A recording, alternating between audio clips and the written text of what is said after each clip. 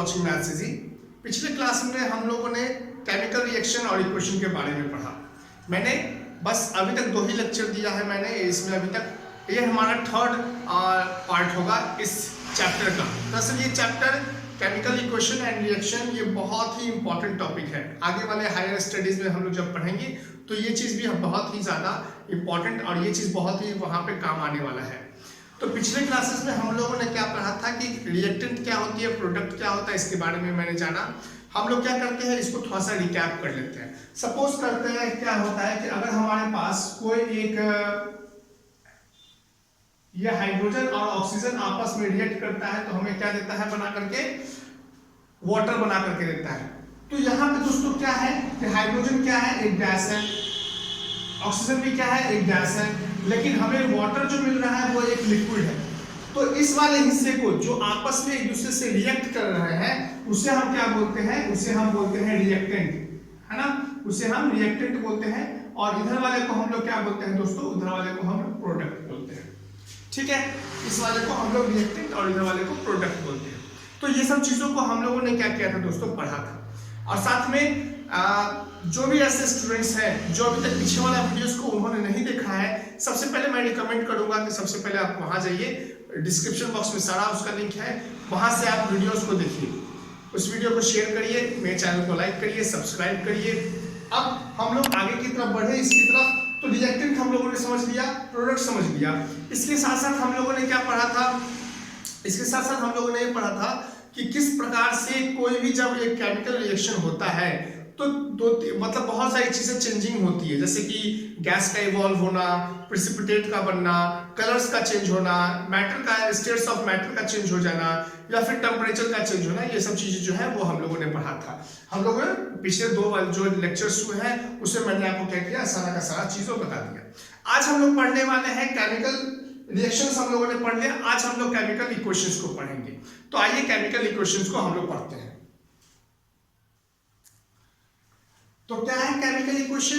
Chemical equation है, it is the method of representing, it is the method of representing a chemical reaction. ये एक तरीका होता है किसी भी केमिकल रिएक्शन को रिप्रेजेंट करने का with the help of symbols and फॉर्मूले। हम लोग जानते हैं कि अगर हमें सपोज करना है कि अगर हमें हाइड्रोजन, है ना, इस तरह से लिखना है, अगर हाइड्रोजन प्लस ऑक्सीजन, वो हमें क्या बना करके देता है, हमें ये वाटर बना करके देता है। तो इस तरह से अगर जो हम लोग लिखेंगे तो बहुत सारा समय लगेगा।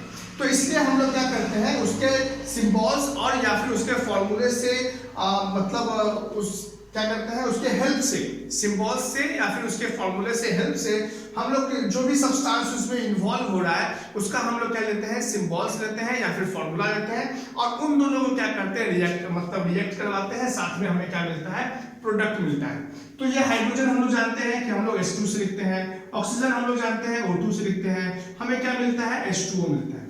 अभी इस वाले रिएक्शन में कुछ ना कुछ गलती है, वो मैं अभी आगे बढ़ाऊंगा कि ये इसमें क्या गलती है।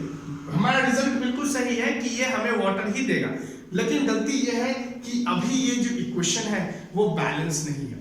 आगे जो हम लोग पढ़ने वाले हैं इसी चीज को पढ़ेंगे, वो जो इक्वेशंस को हम लोग पढ़ेंगे वो बैलेंस इक्वेशन और अनबैलेंस इक्वेशन क्या होता है। तो अभी तक आप लोगों को समझ में आया होगा कि केमिकल इक्वेशन क्या है। केमिकल इक्वेशन एक ऐसा मेथड है या फिर एक ऐसा तरीका है जिसमें हम लोग जो भी सब्सटेंस, जो भी एलिमेंट आपस में रिएक्ट कर रहे होते हैं उनके हम लोग सिंबल्स या फिर फॉर्मूला को यूज करते हैं और साथ में उनका प्रोडक्ट को फाइंड आउट करने की कोशिश करते हैं। ठीक है, तो ये रहा हमारा कुछ क्वेश्चन। ये एग्जाम्पल, जैसे कि हम लोग क्या लेते हैं, अगर सोडियम कोई मेटल है, सोडियम मेटल है और वो एसिड के साथ, हाइड्रोक्लोरिक एसिड के साथ वो रिएक्ट कर रहा है तो क्या बना करके देता है, उस मेटल का साथ जो कि क्या है, एक सोडियम क्लोराइड है और साथ में ये हाइड्रोजन गैस को भी इवॉल्व कर रहा है ना, हाइड्रोजन गैस भी यहाँ पे इवॉल्व कर रहा है। अब मैंने आपको पहले वाले लेक्चर में बताया था कि ये हाइड्रोजन गैस ही इवॉल्व क्यों कर रहा है। ये पहले लेक्चर में जाकर के आप देख लीजिएगा, पार्ट 1 या फिर आई थिंक पार्ट 2 में मैंने जब बताया हुआ कि इवोल्यूशन ऑफ गैस जो होता है वो। तो इन दोनों आई थिंक मेरे ख्याल से ये पार्ट 2 में ही मैंने बताया है, तो आप वहां से चेकआउट कर सकते हैं कि जो हाइड्रोजन गैस निकल रहा है, ये हाइड्रोजन गैस क्यों है। दरअसल ये पॉप साउंड निकलता है, इस वजह से ये हाइड्रोजन गैस ही है।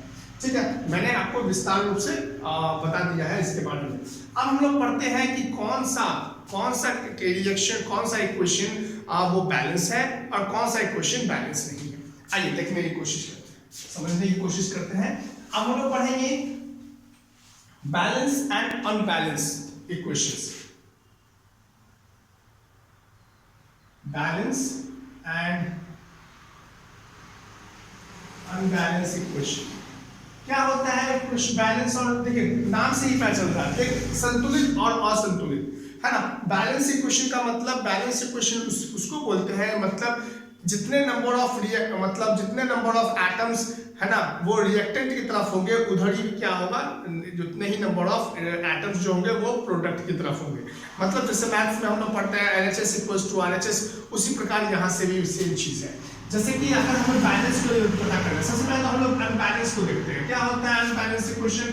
हम लोग लिखते हैं इसके बारे में, अनबैलेंस्ड इक्वेशन, ठीक है। अनबैलेंस्ड इक्वेशन तो क्या है ये? It is a type of equation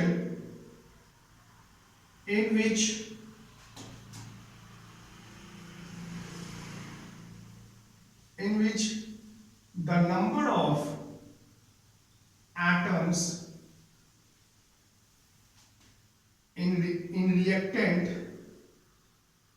is not equal to number of atom in product।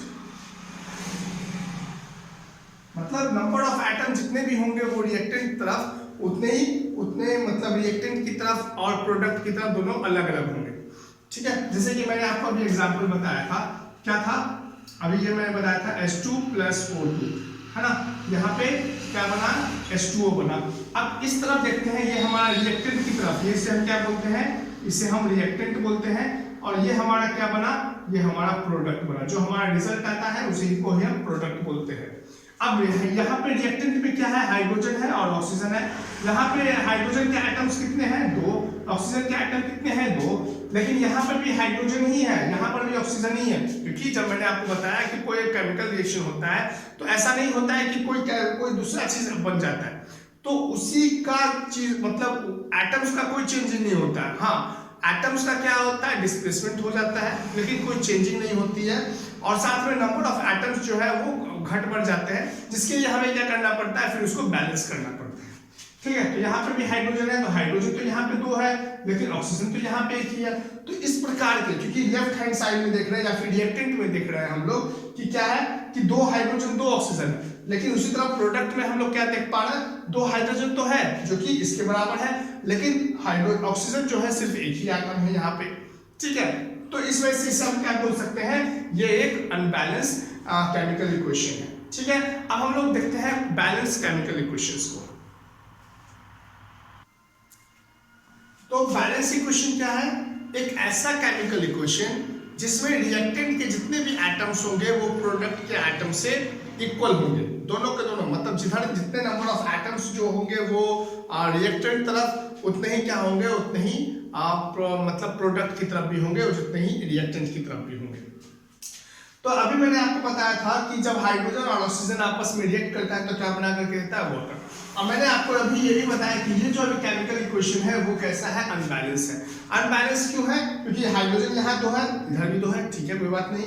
यहाँ ऑक्सीजन 2 है, लेकिन यहाँ पे ऑक्सीजन 1 ही है, तो हमें इसको बैलेंस करना पड़ेगा। हम लोग को इसको क्या करना पड़ेगा? बैलेंस।